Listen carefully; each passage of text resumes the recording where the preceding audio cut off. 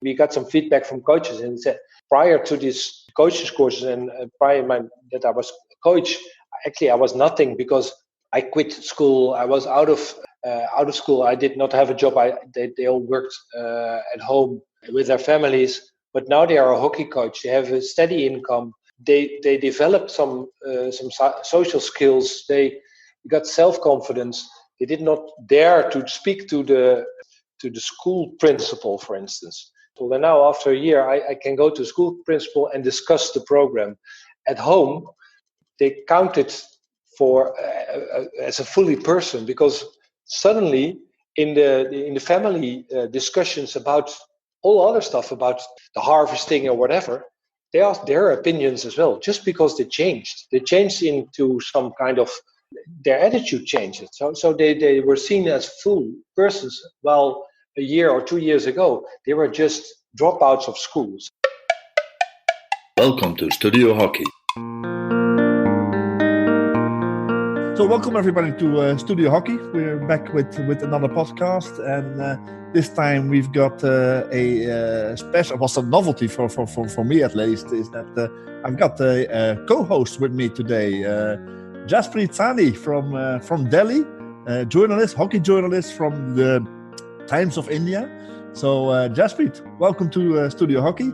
Thank you, Ernst. It's a pleasure to be here because it's always good to talk hockey, especially in these days when we are not playing much. We are only talking hockey.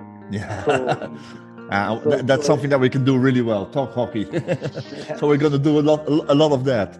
Our guest for today, to paraphrase a well-known US talk show host, David Letterman, my guest for today needs no introduction. But you're gonna get one anyway. Floris Jan Bovelander, one of the Dutch true hockey legends from the past. I hope that you don't mind me saying that from the past already. We're getting at that age, Floris Jan. Yes, definitely.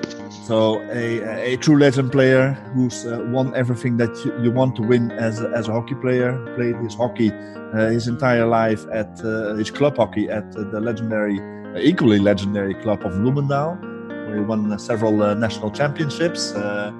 He's won a World Cup gold medal against Pakistan in the final in Pakistan. So that must have been a very special experience. But one thing that stuck in my mind about your career is that, well, I think that you probably win the prize of ending your international career at the peak level. Because the last game you played for the Dutch national team is an Olympic final in Atlanta where you win the gold medal with 2 goals by Floris Jan Bovelander. I don't think you can end the career in a better way. Yeah, hockey is something that sticks in your blood. So even when you stop playing, and we're not going to dwell too much in the past, we're going to talk about today and about the future. Even when you stop playing hockey, you still remain in hockey. I think that's true in India, Jaspreet, as well as over here in Europe. It's something that gets in your blood. So when you live in Holland, or when you're living in Belgium, in the environment here where most of us live here, then you are familiar. And if you have kids playing hockey, then you are familiar with the Bovelander hockey camps and hockey clinics. Together with his brother Floris Jan started following his career the Bovelander hockey camps and hockey clinics, which are an institution also here in these parts of the world. So that's where I knew that you were still involved in the sport as well. Obviously, you're still involved with top hockey at your own club of Bloemendaal, where you're involved with recruiting players and managing top hockey for your club. Yep. But what struck me a couple of years ago is when I came across a hockey-related project with a very, very catchy name, 1 Million Hockey Legs. Yeah, if you call a hockey project 1 Million Hockey Legs, then you get my curiosity. So I took a look at that and know that you were involved in that. And I also know by now that this project of 1 Million Hockey Legs has evolved in your current day project, the Bovelander Foundation. So, yep. Can you tell me a little bit, Floris Jan, about what was this 1 million hockey legs about, and how did it evolve into the Bovelander Foundation today? Okay, thank you, Ernst. Good to be here. And for no introduction, it was a nice long introduction. Yes, I got involved in 1 million hockey legs, or actually in a hockey project in India when we played the World Cup. When the World Cup in Holland was held in 2014 in The Hague, I met a couple of Indian guys. I had some discussions with some others as well about hockey in general. And actually, I met someone from a government as well, and they told me that there was an MOU signed between the Dutch government and the Indian government about sports development. So the Indian guys triggered me to do something in hockey because they wanted me to lift Indian hockey again. And the Indian or the government said, okay, there is an MOU between the Dutch and the Indian government. And at that time, there was a trade mission of our Prime Minister, Mr. Rutte, to India, also to Mumbai. And they want to have some extra promotion. So they asked me from the consulate in India to get some more attention in the Holland village, because they were getting to build a Holland village in Mumbai then, and to have a hockey project. And actually, that's where that triggered me. And so we started just by doing some promotional work, and from then I got into Indian hockey again. For me, India was always one of the best countries to come to play hockey. The country suits me because of the culture, maybe the chaotic life of the Indians, or the streets, the colors and everything, the noisy. It's about like who I am as well. I'm also a bit chaotic. I like everything. I like the colors. I like a lot of movement. So that's what triggered me there as well. Of course, the enthusiasm and of hockey and the spirit of hockey, which is always high in India. So it's always good. And during my career, I always wanted to be back someday in India. And that's actually where it started with this first visits. And from there on, we said, okay, what can we do for hockey promotion, and what can we do for hockey? So in the beginning, it was we said, okay, let's do a program. In 2018, that was our dot on the horizon. At that moment, we can do hockey promotion and hockey development, and of course, because that's what I always loved, and I'll come to that later. In the Bovelander Hockey Academy or in the Bovelander Foundation, that hockey is more than just a game. It's developing children, developing people as well to play hockey. So in the beginning, it was mainly, now not only mainly, it was hockey promotion, do a lot of coaching courses, promotional events, and the dot on the horizon in 2018 at the World Cup, we thought we can have a festival with about 1 million hockey legs, so 500,000 kids playing hockey. Unfortunately, the system in India, the structure in India of hockey, wasn't that good as I thought when I visited there for the first time. So reaching 1 million hockey legs was too ambitious in the end.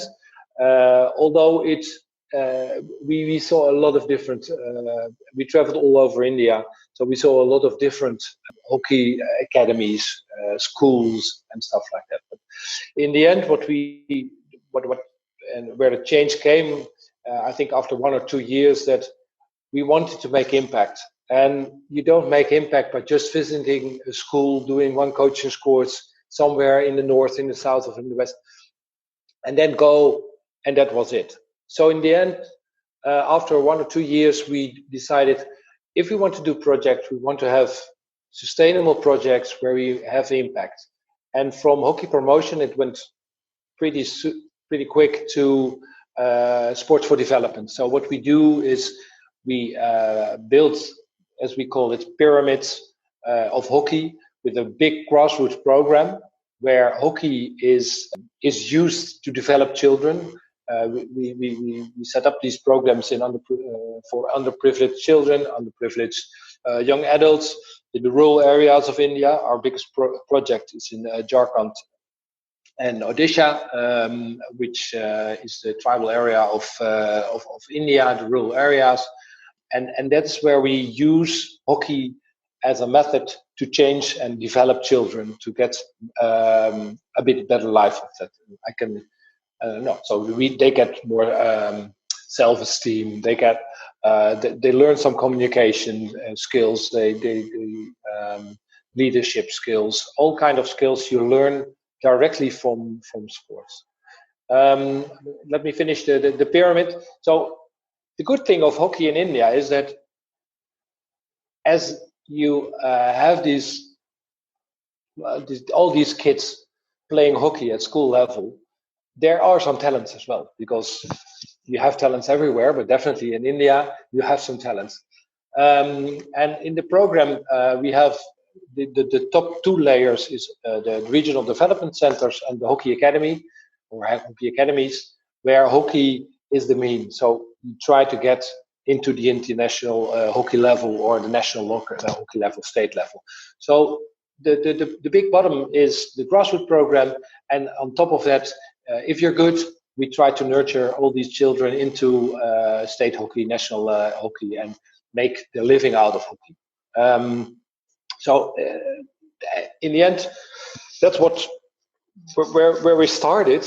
And the catchy name of 1 million hockey legs, if you say it triggered, I'm also a bit disappointed because we changed the name.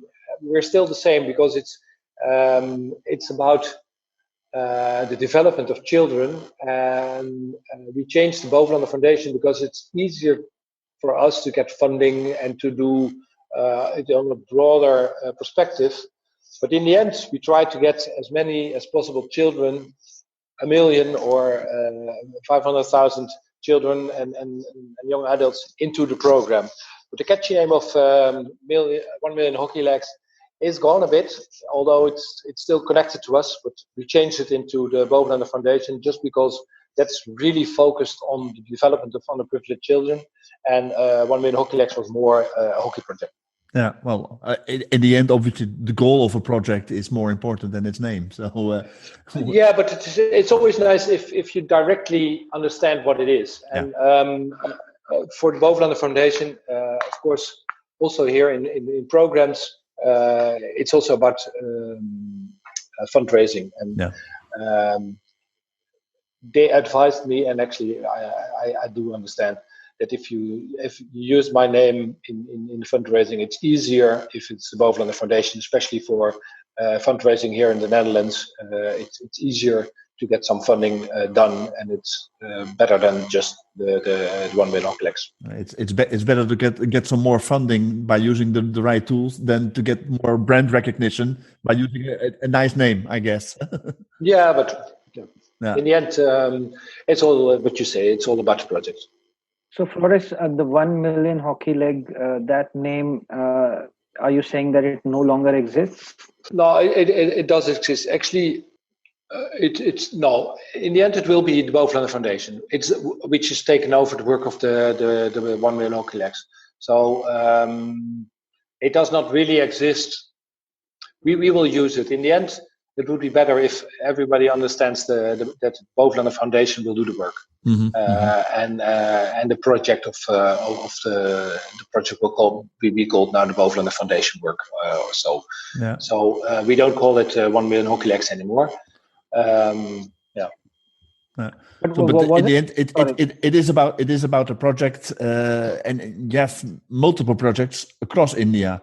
So I imagine that this is not something that you do as a Dutchie with a heart for hockey and a love for India, and then you say, okay, let's collect some money and start putting up some projects there. I suppose you have local partners. We definitely have local partners because that's one of the biggest criteria of the success of a project. We can initiate, we can do some, but in the end, it's the local organization, the local coaches, who do the job.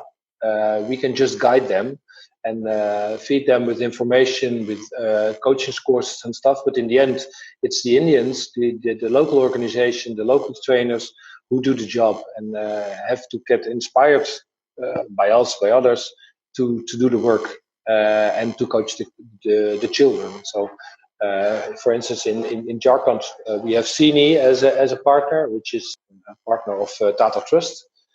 And Sahni does a lot of work already in agriculture, education. So they understand the culture of the state. They know they have their connections with the schools, with the rural area, and that's what you need if you want to start a project in these areas. It's not that I come there or our organization is there and just start. You need the local connection, the local knowledge. And as Jaspreet we all know, and Jaspreet definitely, India is a lovely country, but it's a strange country as well. It's a big country. It's a big country. It's a big country.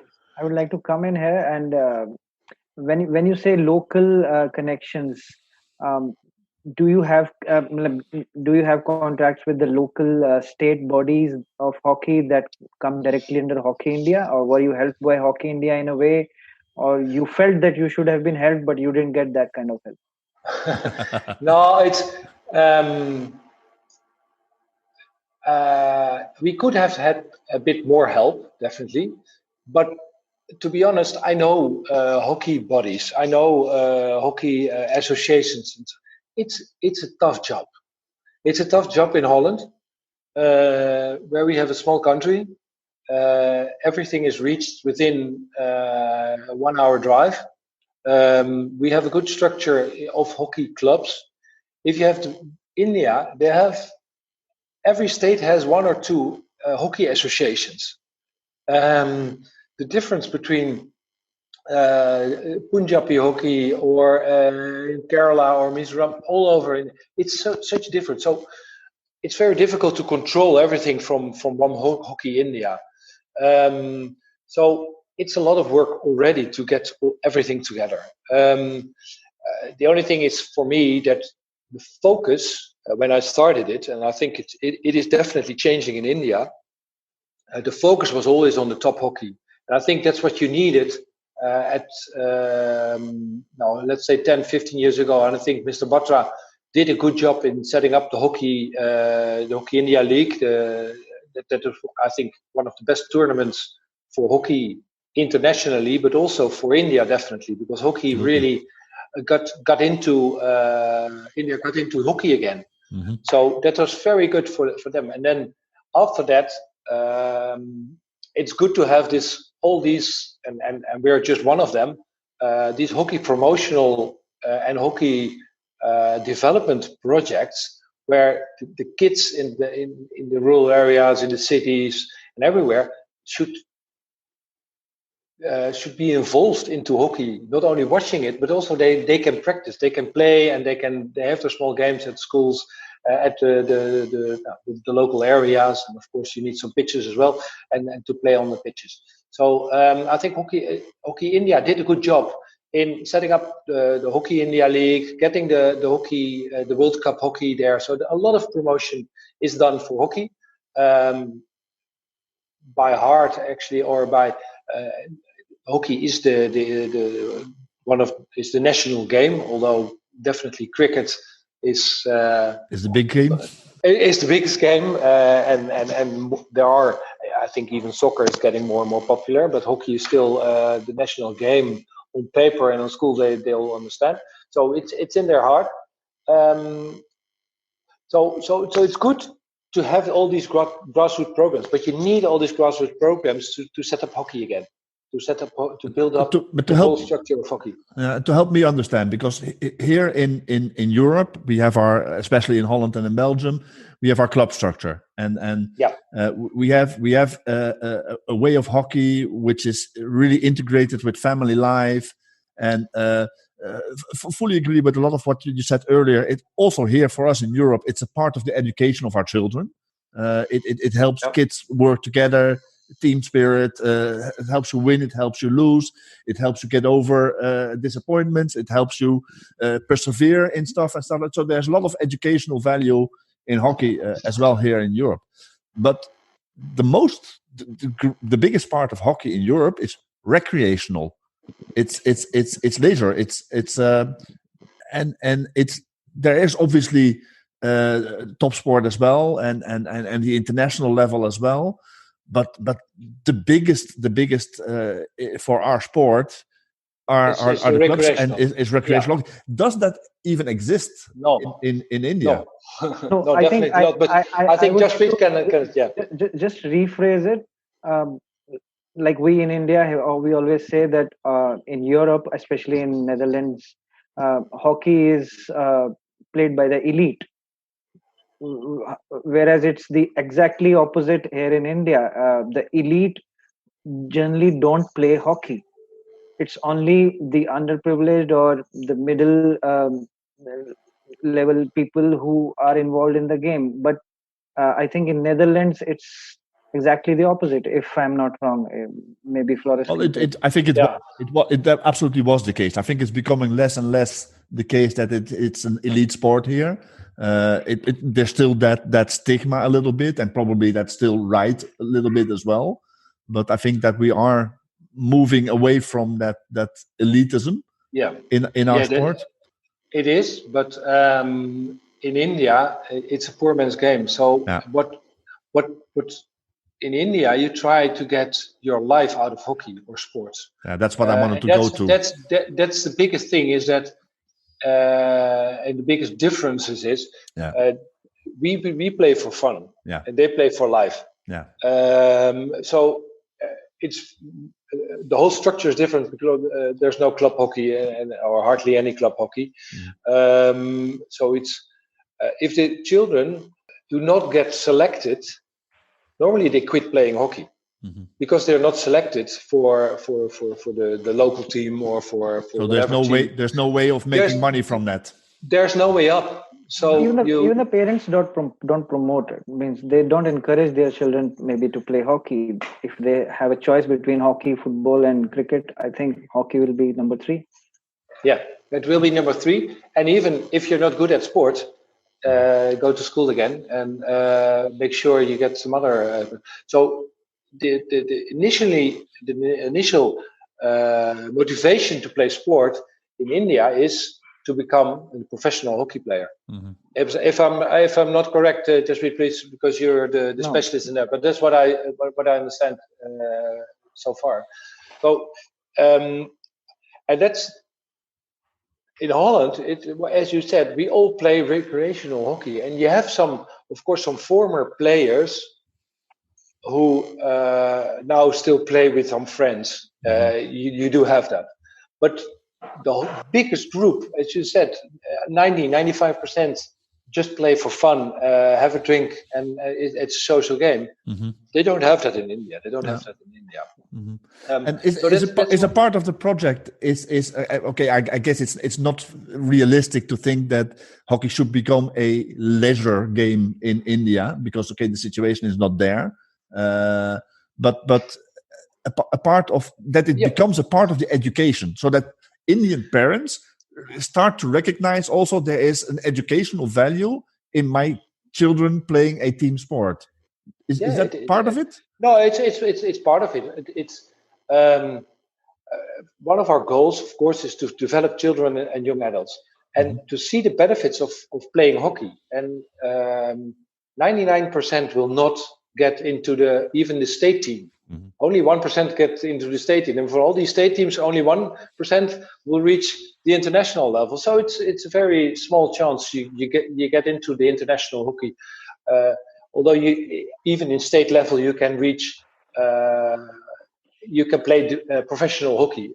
In Holland, only I think the top 1 or 2% can play professional hockey. In India, there's a bigger group who plays professional hockey.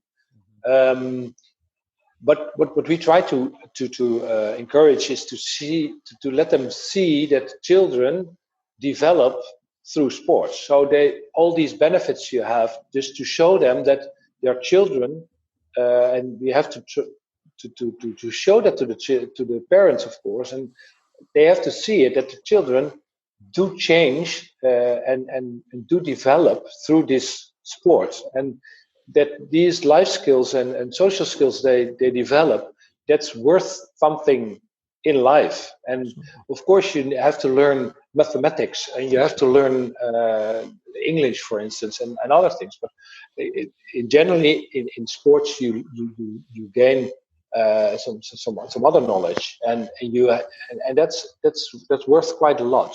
And just to add to our programs, via our hockey programs, we have a lot of children and groups and communities. We bring them together, and we try to connect other projects as well. So, for instance, we have programs about hygiene, or about financial literacy, some other stuff which is really needed in these areas, and we always try to connect with the local circumstances and the local things they really need in the local culture. So if they need more information about healthcare, about the coronavirus, our coaches spread all this information about the coronavirus. What should you do? How should you wash your hands and stuff? All these easy things. It went via our local partners, our local coaches, who spread all this information. So we bring all these children together, and we try to connect other programs as well, so the children can develop the skills what they need. And if the program is not there, they will stick to what they are at that moment. So if they want progressing in life and make their own choices and stuff, then they need some other skills as well. And we try to get them by our programs or our connected programs. I think that change is being initiated now in terms of the Fit India movement and the Khelo India Games, where fitness and sports could become a culture. That push is being made by the government, but obviously it will take time. It took time here in Europe as well, so that makes sense. No, yeah, to be honest, if you don't have any food, don't have any money and stuff like that, that's the highest priority. We started to think about sports as well when we were a rich country and everything is settled. You have some spare time. Let's play some cricket. Let's play some hockey. Yeah. So that's where you start playing sports. First, you need a bed, and you need some food, and you need some the basics. And if you don't have the basics, don't bother me with about sports, about hockey, football, or whatever. I need the basics. But getting the basics, I strongly believe that sports will add to your development and be better prepared in life, and to solve problems and to be a better person. And the general public in Europe, they don't have to be worried about the education of their children, or the basic education of their children, or the medical facilities. But that fight still exists in India. So people have more important things to take care of. If you see in the rural areas, it's especially for the girls. We got tough questions. Because the parents don't allow the girls to play. On the other hand, if we have some boys, if they're not directly selected, they say, okay, come and work again, because if you're 14, 15, you can definitely work on the fields in the business, the daily business of the family. So why play sports if you need hands at your own business at home? So it's not that easy. It's not you just roll out a hockey program and that's it. And of course it triggers, and that's why all these programs are good to do, and I enjoy and motivated to do, because it's more than just running out a hockey program, doing a coaches course, and that's it. And it's the whole structure you want to change. Absolutely. If you look at the latest project that you started out there with the Bovelander Foundation, can you tell us what are short-term goals, and do you see these goals being met as well already? Yeah, our biggest and best program now is, as I said, with Sini. We have about 6,000 children playing hockey on the grassroots level. Wow. We have two regional development centers where they have. Let's talk about prior to Corona, because now everything is still is also shut down there. But prior to the Corona, we had two regional development centers. So the talented boys and girls were picked up from home. They went twice to this turf pitch in Kunti and in Simdega, to regions in Jharkhand, and then they got some extra training from local good trainers. So there was the regional development center, like in Holland we have the district trainings, and then we set up a hockey academy in Jamshedpur, and now in Odisha we have also one connected to Odisha State in the Kalinga Stadium, the World Cup Stadium. But in Jamshedpur, there was the first one, an academy where approximately 50 now, of these rural kids play hockey every day. They get food, they get education, they got a proper pitch. Tata Steel and Tata Trust made these facilities. So a pitch, academy building is going to be built, or actually it's also a bit delayed now, but March next year it will be finished. So there will be an academy building. So it will be a high-end academy where all these talents from the rural area can develop into international hockey players, or at least try to become an international hockey player. I think for us, if you see what's the goal is that these children have a dream to fulfill, or at least they can follow their dreams to become a hockey player and to become an international hockey player even. So that's a big achievement what happened. For me, these 6,000 children playing every other day in the rural areas, in the communities, with 40 local coaches, which we did some coaching courses with, and doing also some social games with these boys and girls. I think that's very good to see, and the impact it has on these trainers, these coaches, and these children. If I look at some coaches, we got some feedback from coaches, and said prior to this coaches courses and prior that I was a coach, actually I was nothing, because I quit school. I was out of school. I did not have a job. They all worked at home with their families. But now they are a hockey coach. They have a steady income. They developed some social skills. They got self-confidence. They did not want. They had not they did not dare to speak to the school principal, for instance. They said, I was just too afraid to talk to the school principal. And now, after a year, I can go to the school principal and discuss the program. At home. They counted for as a fully person, because suddenly in the family discussions about all other stuff, about the harvesting or whatever, they asked their opinions as well, just because they changed into some kind of their attitude changed. So they were seen as full persons, while a year or 2 years ago they were just dropouts of school. So for me, of course, you can understand these are the big dreams and big goals. If we can get a couple of these boys and girls to have these changes, that's enormous. When you talk of this, Floris, I I get reminded of another project that was started in India by a German hockey player called Andrea Thomsen, in the Yeah, name of Hockey Village India.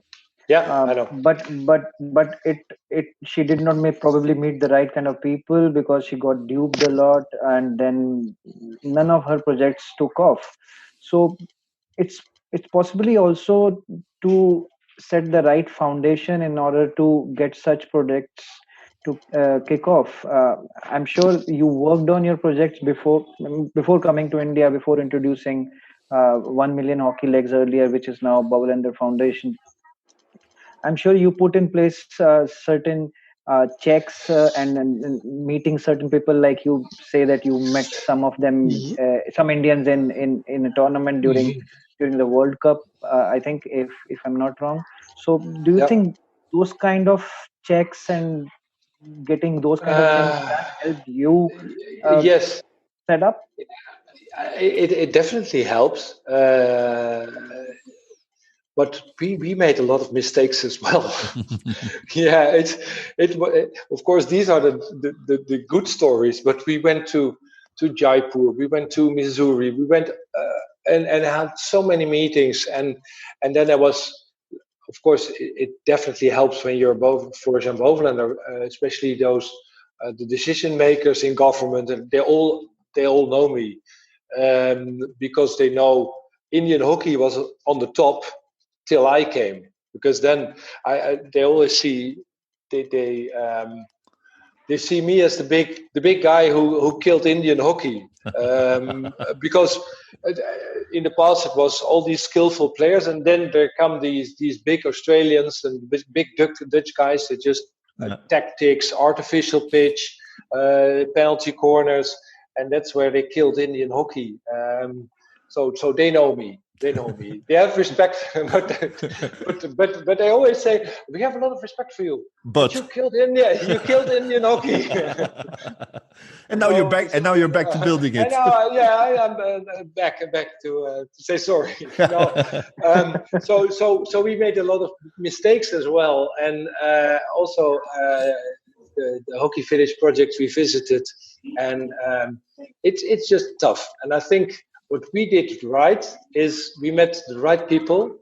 So Tata Trust and Tata Steel, and definitely Tata Trust was one of the big Indian trusts who directly said, "Okay, let's do a project." So you need this funding, this Indian funding and commitment as well from Indian partners.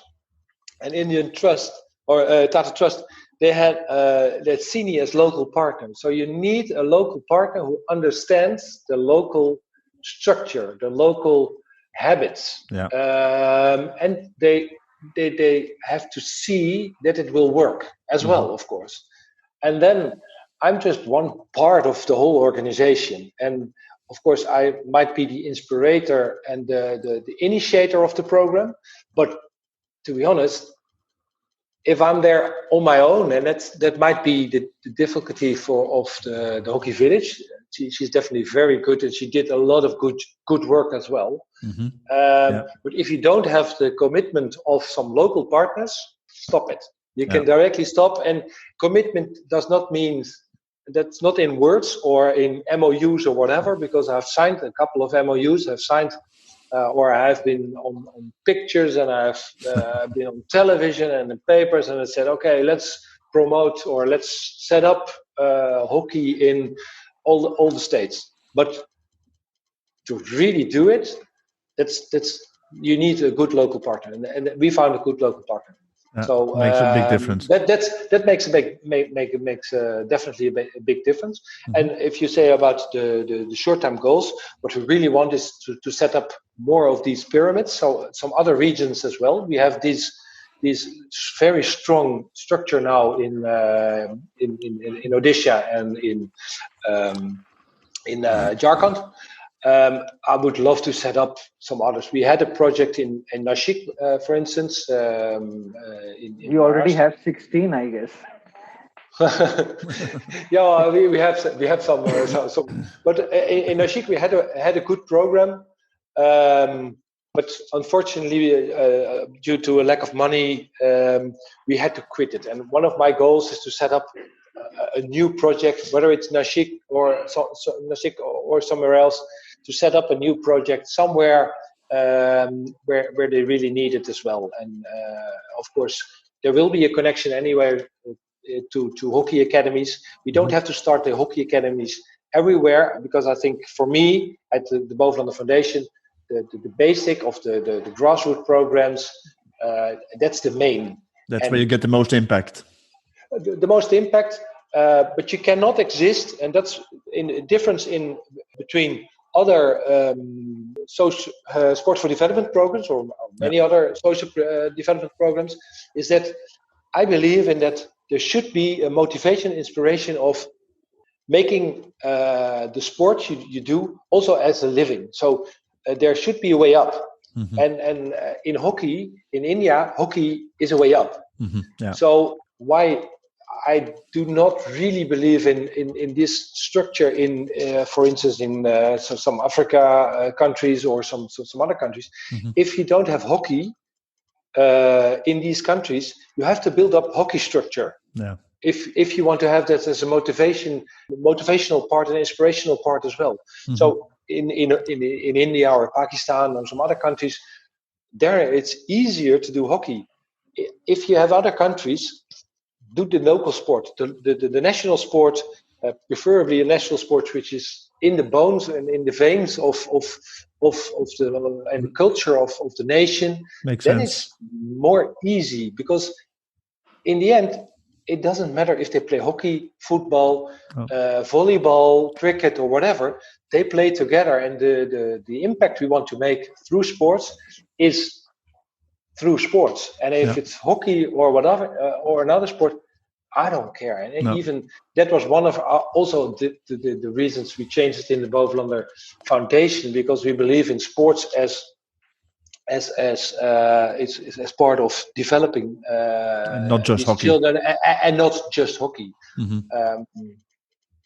But we have this. We have this beautiful hockey family out here in Europe, but around the rest of the world as well. And it's a special family when it comes to sports. Is there something that the hockey family in India, but also outside of India, here in Europe, in Holland, in Belgium, in wherever, can do to help these kinds of projects? What can we do? I think what hockey is, as you said, it's a very strong community. It's a small community, but it's a strong community. I think the people now, the three of us, we met in several occasions. Mm-hmm. All over the world, I met a lot of same people, mm-hmm. same attitude, same desire to also, because the sport is pretty small, you have to be together. Yeah. Otherwise, there's nothing left. Yeah. So I think for hockey, for the hockey family, I think promoting hockey on the grassroots level, on the basics of hockey, is always the most important part, because without any no joy of the children, the joy they get from playing together, being together, hockey will not exist. If you only want the top, it's not going to work, because you need also the joy. As I am Dutch, so I understand the recreational part of hockey. Yeah. But in most of the hockey countries, also Australia, in England, in Belgium, Spain, Germany, we understand the social part of sports. What we but you need to make sure that this hockey family stays in a social part. So it's not only the top who is very important, but mm-hmm. you need the top as well. Yeah. So if there's no hockey star, if the hockey stars are not there, you have nothing to dream about. Well. So you need them as well. If you look at the children here in Holland, if you look at the children in India, they need these heroes. They need to see, oh wow, that's one of the heroes.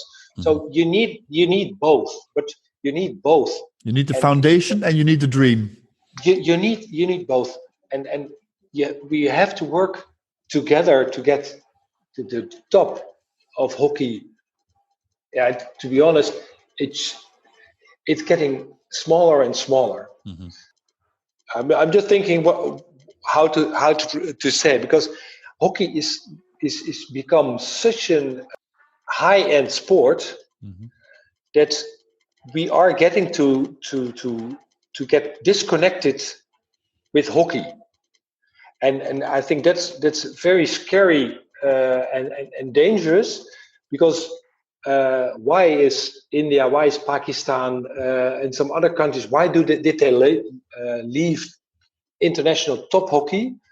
India is back, but it took a lot of effort to be back, because the hockey infrastructure, it's such a high end, and it's difficult to get all these pitches, all these the whole infrastructure, good players, because you don't need one or two athletes, you need a whole structure of athletes. You need a good under 16, you need a good under 18, you need professional coaching on all these levels, and it's just difficult to get.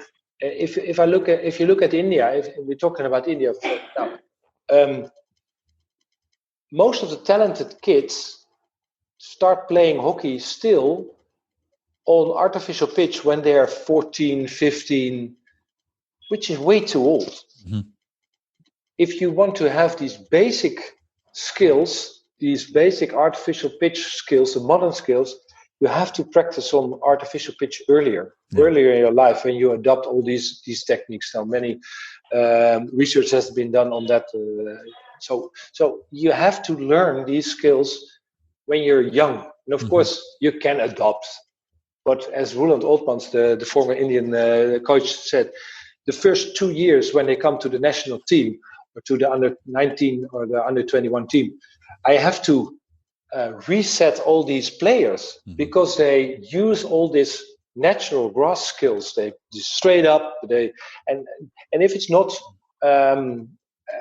all these motor skills and all these automatisms you need in tactics and stuff, if you don't have it from youth, then it's difficult to get them in the split second where you need it in Olympics or international matches. So I think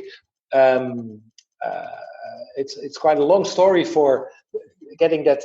It is, and I don't have the solution, but we always have to be connected. The grassroots and the recreational hockey and the top should always be connected. It's not a very big step, and the gap between the top 4 or 5 nations and number 15 or 16 is getting bigger and bigger, and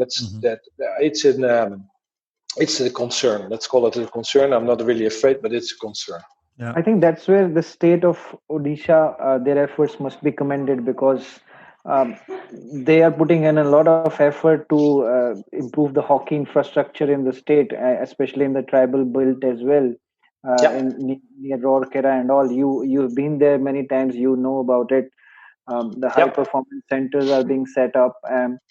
So I think the efforts of those kind of efforts are needed when you say that you need to connect grassroots level to the top level hockey, because they have a World Cup center in the form of Kalinga Stadium as well, and then they are developing these high performance centers in Rourkela and other places. Yeah, definitely. It's the only way, but you need a couple of good hockey fanatics in government and so. So in Odisha, in the end, I think they want to organize the Olympics and hockey India, of course. And our hockey academy is in Kalinga Stadium. So I know the structure there, and I know the vibe of hockey in Odisha, and about government and about the whole structure there. So they are really pushing, and they want 17 new hockey pitches in the state, which is great, of course. And that's, I think, in whole India they have maybe 100 pitches. And you cannot imagine that in the area of Amsterdam there will be 100 pitches as well. We have 1,000, and in the whole India, I think there will be 100.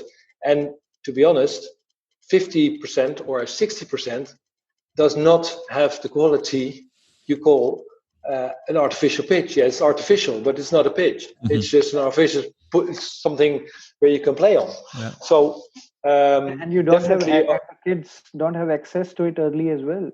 They get access to it only when they become 14, 15. Yeah. We had some meetings with players, and one was in Gujarat, and they so we went there and they played in the opposite side of the artificial pitch, on the grass pitch. They said, no, we're not allowed. It's only for the senior team. So they played on grass, and of course the senior team had to play, but they did not play the whole day. So they played twice, some in the morning and evening, but they were not allowed to play on the artificial pitch. So I said something about it, and I'm not sure whether it helped, but these weird things happens also. So it's not only the pitches. Jaspreet, I totally agree. Yeah. Sometimes they are in the stadium, so nobody can enter the stadium unless you're an international hockey player or if there's a tournament. Yeah. So to have that change as well, and I think in Hockey India, because Hockey India really is pushing hard to get hockey back, and I think they did push for the last 15 years, starting with Hockey India League, I think, or maybe a bit before that as well. So they are changing, but that's India. We have a lot of other countries who hardly can cope with all these changes in the game and in infrastructure and so and for even Germany or England or some others. We're very privileged in Holland that the whole structure is so strong at this moment. But it's also the concern that you have 2-3 countries who have a very good structure. Belgium entered the international top by doing a good program for 15 years. They worked on it, and now they're at the top. And it takes a lot of time, a lot of effort, a lot of money, a lot of... But I fully agree. It all starts with infrastructure. You can't do anything without infrastructure. Infrastructure, a couple of players and former players, coaches, and yes, infrastructure, good coaching, and the hockey family. You need the hockey family who say, okay, we adopt this program and let's make something. And time. If you have some closing words for us, Floris, because we're taking up a lot of your time as well here. But if you have some closing words for us, if you have some wisdom to share with Hockey India, with the Federation of Hockey India, and you can tell them, okay, guys, in order for hockey to come back to the level that we wanted to have and to have the impact on your youth in India, what should you do? Well, I think, to be honest, I think Hockey India is really trying to get everything done. So I think what the focus, as I said, the focus is coaching courses, and that's what India already does. The last 3 or 4 years, the Hockey India coaching course 1, 2, FIH coaching courses, they are there. So I think what they already did is to set up the change, and I could really see the change the last 4 or 5 years. Way more coaches are developed, and then it takes time. Yeah. But setting up competitions, for instance, here in Holland, it's normal. So no wisdom yet. In Holland, we set up hockey competitions. You don't have really hockey competitions in India. It's some league for a couple of weeks, and then they go back home and practice for twice a day, 3 times a day, for weeks, without any game. Now in Corona time, my son and my daughter say, I'm just practicing, and they practice twice a week. They're the top of Holland. Also a big difference. They're top of Holland. They practice 3 times a week, And in India, they try to train 3 times a day. Yeah. And they say, why don't they practice more? I think, in all honesty, we think 3 times is already too much. So there's a big discrepancy as well in the amount of trainings. So they practice 3 times a week. But they say now, why should I play? Why should I train so hard?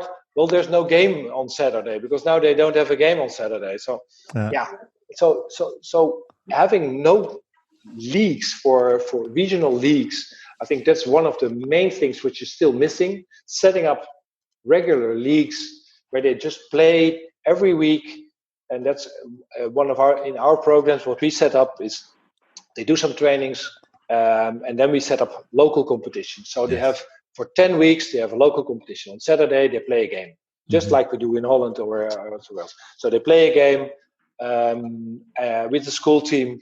And then in the end, of course, you have the semifinals and finals. We make a festival out of it. So they have 2 days or 1 day, depending on travel. And so we have a festival, and they know festivals in India. So they understand how they organize a festival. So we have a festival with some celebrities, some music and stuff.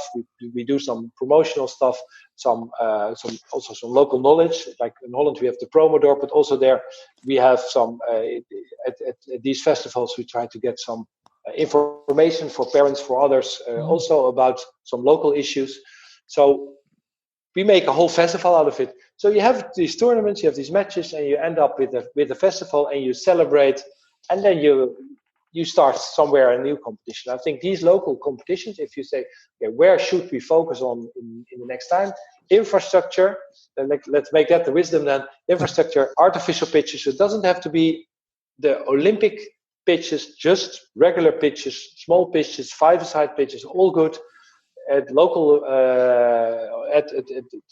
local locations, is that a word? Local locations, just local pitches where they can gather together and then set up some leagues, competition, regular leagues. I think if you compare these two, and then Hockey India will have their heroes already. I think they do a good job in creating the heroes and the international tournaments and so the infrastructure in the bottom.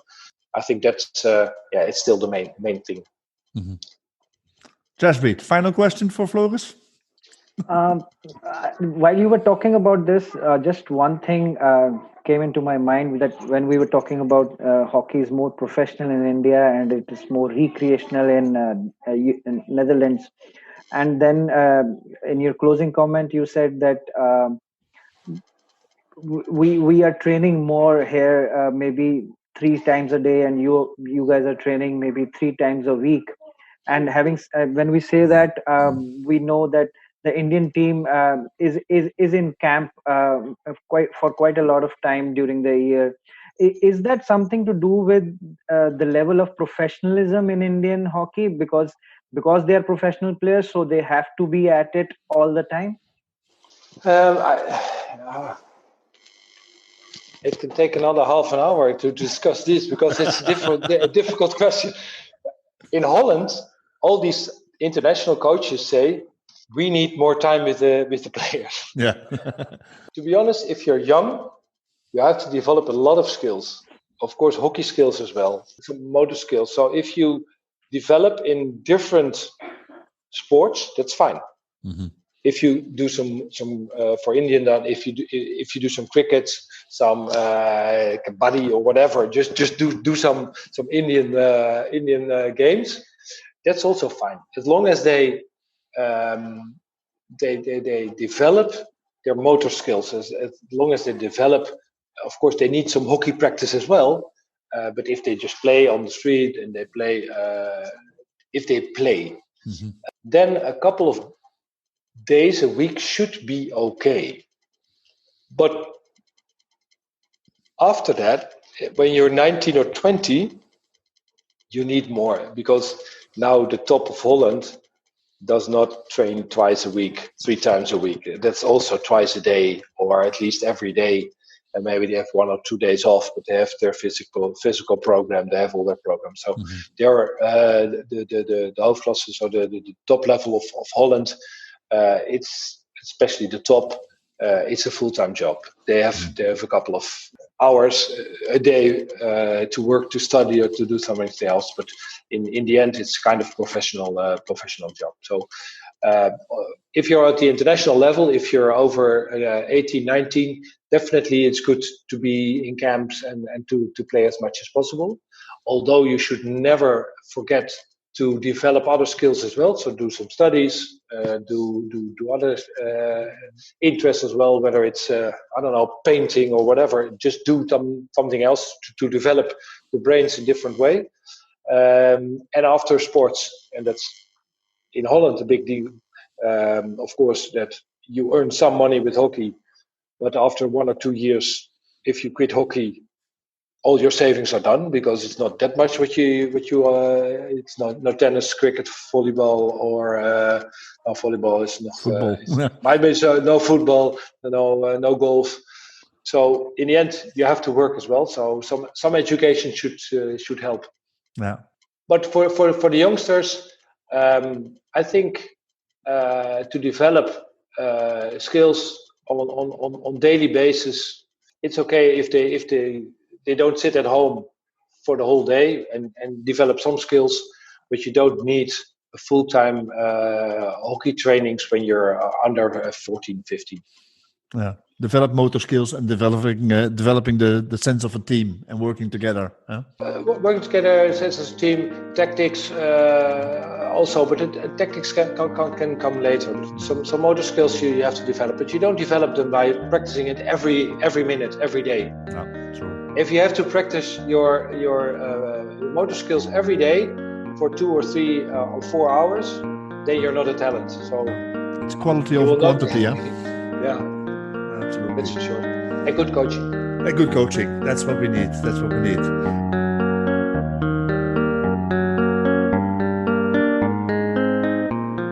Thanks for tuning in to Studio Hockey. Don't forget to subscribe to our podcast. And as always, enjoy your hockey. Bye-bye.